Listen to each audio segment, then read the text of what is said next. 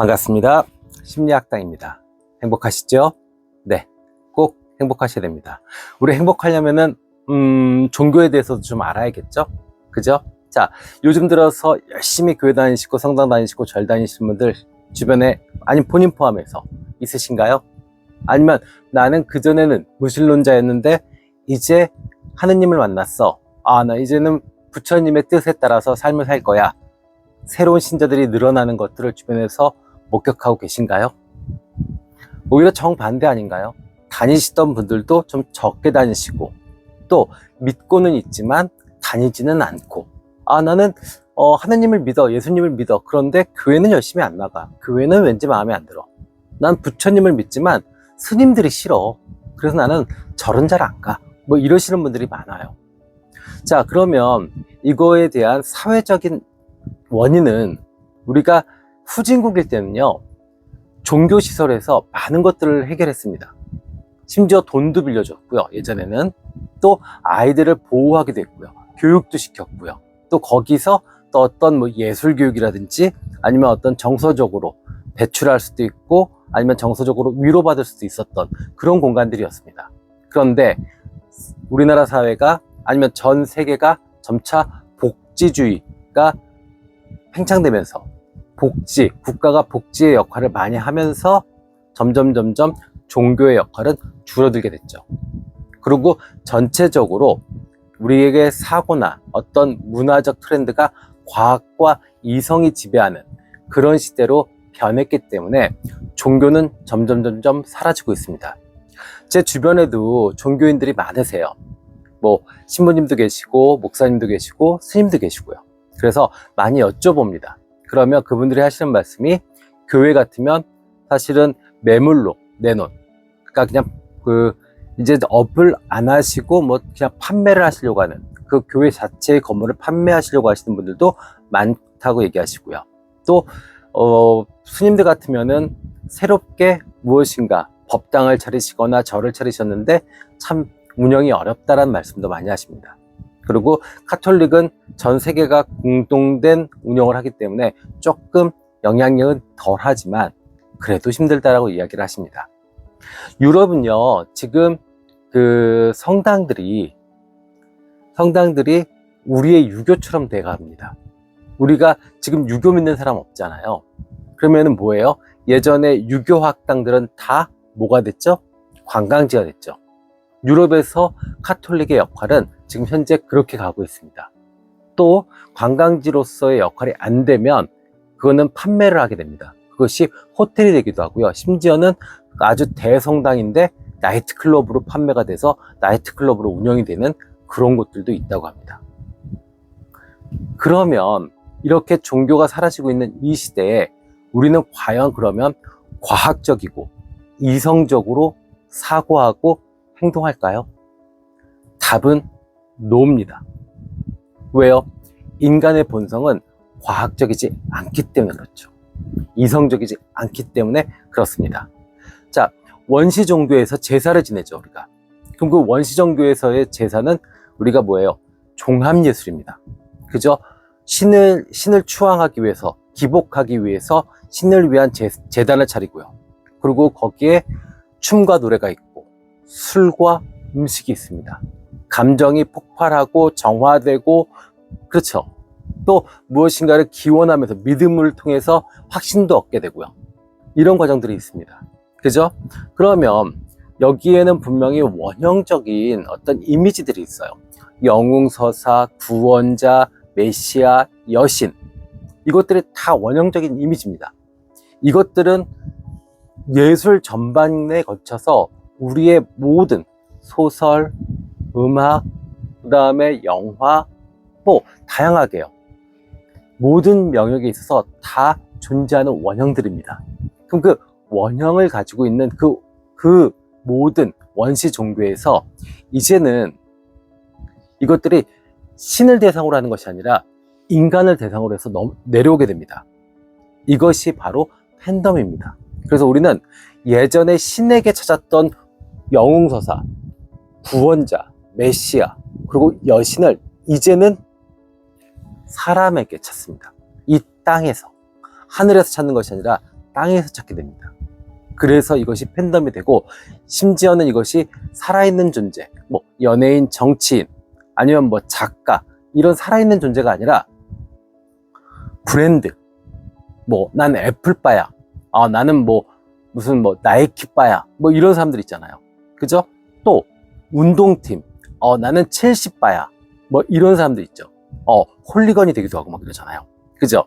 이렇게 내려온 겁니다.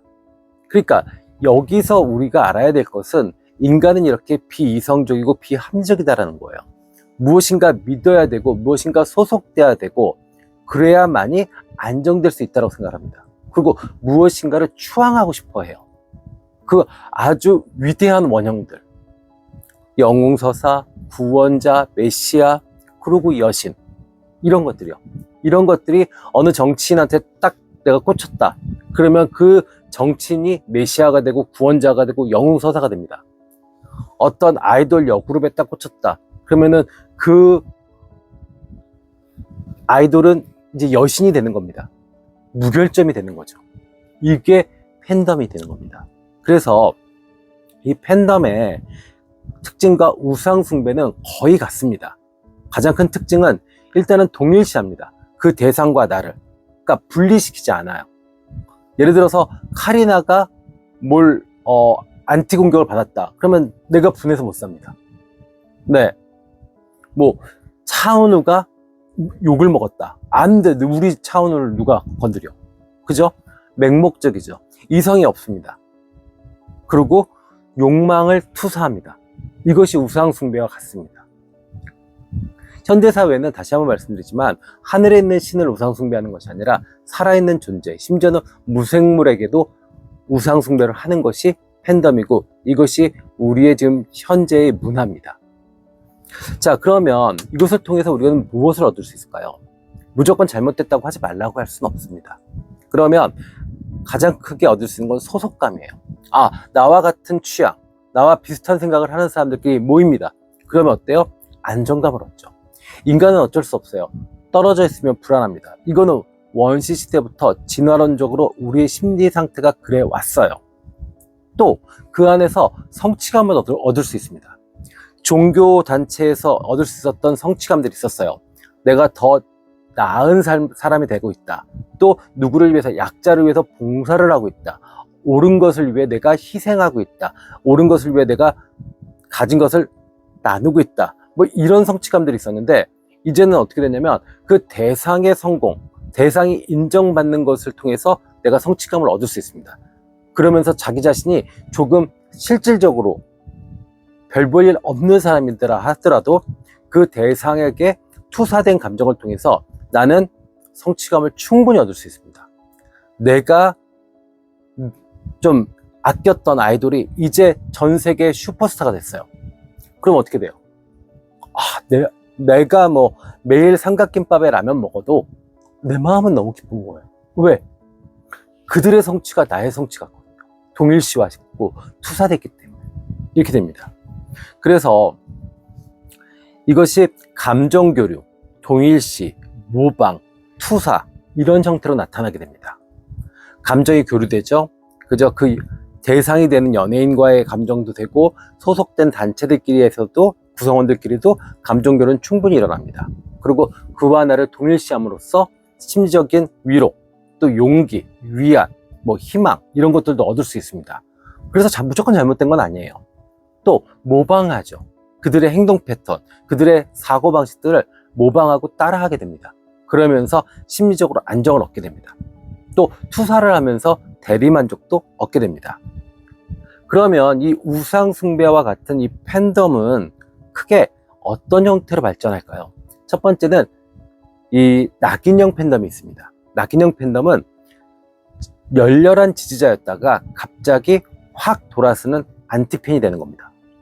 그러니까 이 사실은 연예인들이, 유명 셀럽들이, 정치인들이 무조건 나의 팬덤이 강력하고 많다고 해서 좋아할 일이 아니에요. 이 팬덤, 우상숭배는 언제든지 뒤집어서 나를 공격할 수 있는 양날의 칼이 됩니다. 또 파괴형 팬덤이 있습니다. 상대 존재를 인정하지 않아요. 이게 대표적으로 정치인들의 팬덤이 그렇죠. 그죠? 아, 나는 좌야. 우 안 돼. 나는 우야. 좌, 너희들은 끝장을 내야 돼. 뭐 이런 식으로 싸웁니다. 그죠? 이것이 파괴형 팬덤입니다. 세 번째는요, 신도형 팬덤입니다. 연예인이든 정치인이든 상관없어요. 또 그것이 물건이든 상관없습니다. 그냥 그것은 무조건 옳은 겁니다. 메시아예요. 구원자예요. 그러니까 무결점이고 이 도덕성에 문제가 생기고 이런 것이 인정을 안 합니다. 그 상대가 실제로 범죄를 저질렀다고 하더라도 그들의 조직 안에서는 그것을 절대로 인정하지 않습니다. 이렇게 광신도가 되고 군중심리에 휩싸이는 것들이 이 팬덤의 문제가 되는 겁니다. 자, 그러면 이 종교가 사라진 시대에 앞으로 팬덤 문화는 더욱더 극성맞게 발전할 겁니다. 그러면 실제로 내가 연예인이 되고 또 정치인이 되고 셀럽이 되고 유명인이 되고 싶다. 그럼 이런 분들은 과연 어떻게 행동해야 되냐? 첫 번째는요, 무조건 기존에 있던 성직자 이상 도덕적인 삶을 지향하셔야 됩니다. 네, 그것이 이 개인적인 삶에서 조금 어렵다라고 하면 공적일 때는 무조건 그걸 행하셔야 됩니다. 봉사도 많이 하셔야 되고 기부도 많이 하셔야 되고요. 또 뭐 술, 담배 하는 모습들 가급적이면 언론에 노출되지 않게 해야 되고요. 그것이 언행일치가 돼서 사생활, 극히 개인적인 생활에도 그렇게 하시면 좋죠. 또 이 팬덤을 일부러 자극할 필요는 없습니다.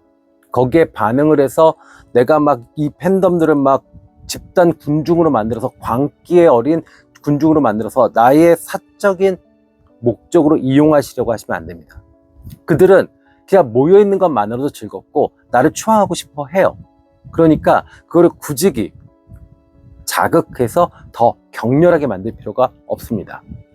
그래서 항상 톤 다운을 시키도록 노력해야 되고, 또 이 나에 대한 평가에 대해서 조금 자유로워져야 됩니다. 이 팬덤의 열기를 받게 되면 정말로 내가 신이 된 것 같고 영웅이 된 것 같고, 네, 구원자가 된 것 같습니다. 그 오류에서 빠지셔야 돼요. 그 오류에서 벗어나셔야 됩니다. 그러니까 그들의 평가랑 상관없이 내가 해야 될 일들, 내가 해야 될 작품, 내가 해야 될 공연이 있다면 꾸준히 해 나가시면서 자기 캐리어를 밟아나가는 것이 좋습니다. 자, 그러면 일반 대중으로서의 우리 삶은 어떻게 살아야 되느냐? 자, 우리의 내면에는 소속감도 필요하고요. 또 믿을 대상도 필요하고요. 정서적으로 배출할 수 있는 대상도 필요합니다. 근데 그것이 과해졌을 때는 이렇게 병적인 팬덤으로 발전할 수도 있고 나의 일상생활이 완전히 무너질 수도 있습니다. 그러면 우리는 어떻게 생활해야 될까요? 일단 실존적 사고를 하셔야 됩니다. 실존적 사고, 실존적 철학. 실존적 철학의 특징이 뭘까요? 죽음, 자유, 고독, 그 다음에 무의미. 이 네 가지를 항상 생각을 하셔야 됩니다. 죽음이 과연 무엇인가? 고독은 어떤 의미를 가지고 있는가? 자유는 무엇인가? 그리고 이것이 의미가 있는 것인가? 없는 것인가에 대해서 항상 자문하셔야 됩니다. 그러셔야만 이성적이고 과학적인 사고와 행동을 할 수 있습니다. 너무 많은 유혹들이 있어요. 조금만 얼핏 하다 보면 내가 훅 하는 이 광기에 빠져버리게 됩니다. 팬덤은 정확히 말씀드리면 우상숭배고 광기입니다. 근데 그것을 정말 그냥 아무 생각 없이 유튜브 잠깐만 보더라도 그것을 유혹하는, TV 잠깐만 틀어도 그것을 유혹하는 대단한 기술들이 너무너무 많습니다. 그래서 항상 조심하시고 문화나 연예인이나 아니면 정치, 좋아하는 것들이 있더라도 내 중심으로, 아, 나한테 의미가 있으니까 이만큼 좋아하고 이만큼 지지해야지 라고 생각하셔야죠. 맹목적으로 그들을 추종하고 맹목적으로 그들을 따라가고 그들에게 나의 감정을 투사하기 시작하면 나는 완벽히 그냥 쓸모없는, 그냥 광기 어린 군중의 일부가 될 수밖에 없습니다. 현대사회에 살면서 진정으로 행복하려면 우리는 이렇게 광기 어린 군중이 될 수 있는 유혹에서 벗어나셔야 됩니다. 아셨죠? 꼭 행복하시기를 바랍니다. 다음 시간에 더 좋은 영상으로 찾아뵙겠습니다. 지금까지 심리학당이었습니다. 감사합니다.